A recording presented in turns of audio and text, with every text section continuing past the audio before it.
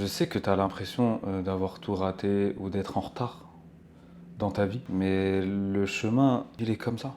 Le chemin, il est rempli de je commence, je suis en plein milieu, tiens, lapsus, million, en plein milieu de ce que je fais, puis je rate, puis je lâche l'affaire, puis je commence autre chose, puis j'aime pas ce que j'ai commencé, c'est pas grave, je recommence. Et tout ça, ça crée une expérience, et c'est ton expérience de vie en fait. C'est tout ce que tu apprends, tout ce que la vie t'enseigne, tout ce que Dieu veut que tu apprennes pour que le jour J, le jour où tu auras trouvé ta voie, tu auras trouvé vraiment ce qui te correspond, et le jour où tu auras appris à te connaître vraiment. Tu sais, quand on dit apprendre à se connaître soi-même, ça paraît simple, mais en vérité, 99% des gens ne se connaissent pas. 99% des gens ne se connaissent pas vraiment. Et déjà, la première chose à faire, c'est d'apprendre à se connaître. Ça paraît bête, ça paraît bizarre, chelou, tout ce que tu veux, mais c'est la première chose à faire. Et comment on fait pour apprendre à se connaître? Il faut rentrer à l'intérieur de soi. Mais ça veut dire quoi, rentrer à l'intérieur de soi?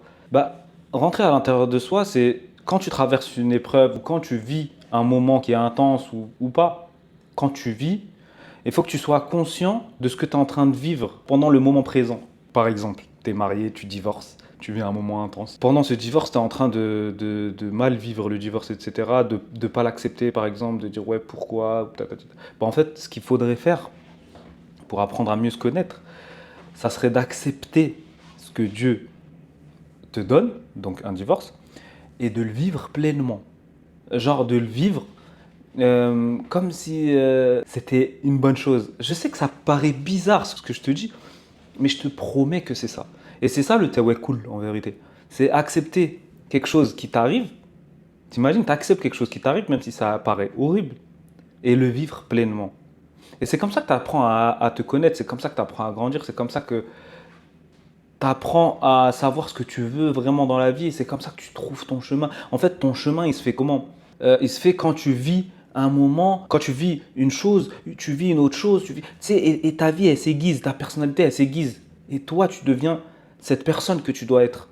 Tu sais qu'il y a des gens qui n'atteignent jamais ce niveau-là, à force de ne pas accepter ce qui leur arrive, etc. Et après, tu le vois à la fin de leur vie. Tu le vois avec, tu le vois même sur leur visage. Tu sais qu'aussi, tout se voit dans les yeux, tout se voit dans le visage, tout se voit. Là, déjà, la première chose, c'est apprendre à se connaître, vivre pleinement les choses, même quand elles sont difficiles, et trouver sa voie. Donc, et pour trouver sa voie, il faut se connaître, il faut savoir qui on est.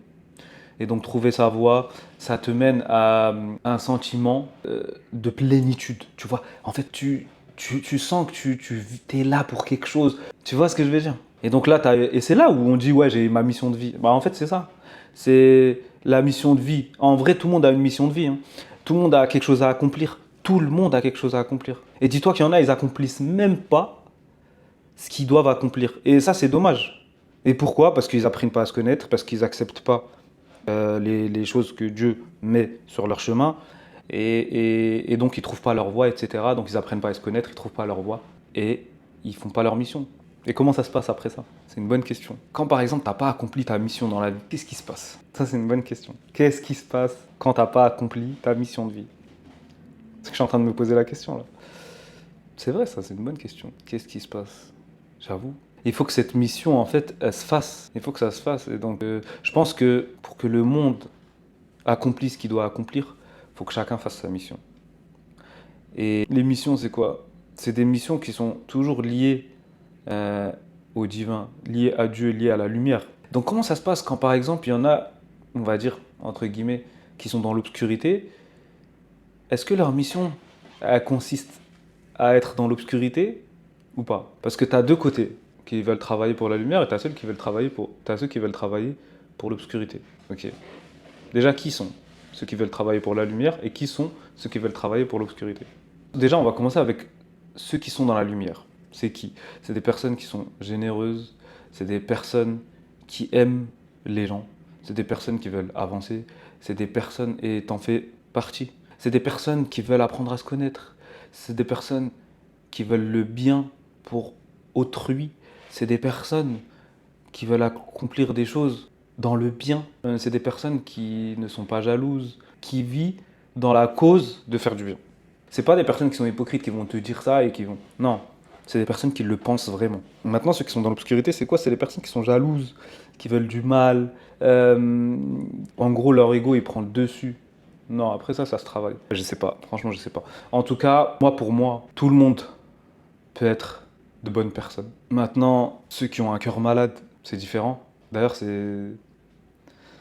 Moi, ça me fait mal au cœur quand je vois des gens qui ont le cœur malade parce que tu te dis, mais réveille-toi, garde pas cette obscurité en toi. Et pour guérir ce cœur malade, qu'est-ce qu'il faut faire? Il faut juste que tu pardonnes, que tu te pardonnes et que tu pardonnes les gens, que tu pardonnes la vie en vrai. Parce que ce cœur malade là, c'est ça qui fait du mal sur Terre. Bref, en tout cas, voilà. Donc, si t'es fatigué, si t'as l'impression d'avoir tout raté, sache que c'est normal et que t'as rien raté du tout, que t'es encore sur le chemin. Et le jour où tu vas réussir, déjà quand tu vas commencer à arriver vers ta mission, vers ce que tu veux, vers ce que t'aimes, etc., tu vas regarder en arrière et tu vas penser à tout ce que tu as vécu, à toutes les batailles que t'as endurées. Et tu vas limite préférer ce chemin que le résultat. Donc profite de chaque instant. Et sache que la vie, elle se fait petit à petit. Et que tu vas réussir, Inch'Allah. Ok? Et surtout, fais confiance en Dieu. Le tawakkul. C'est ça qui va t'emmener, c'est ça qui va t'aider à être patient, à être résilient sur ton chemin. C'est là, c'est ça. C'est ça qui va te donner la force. Ok?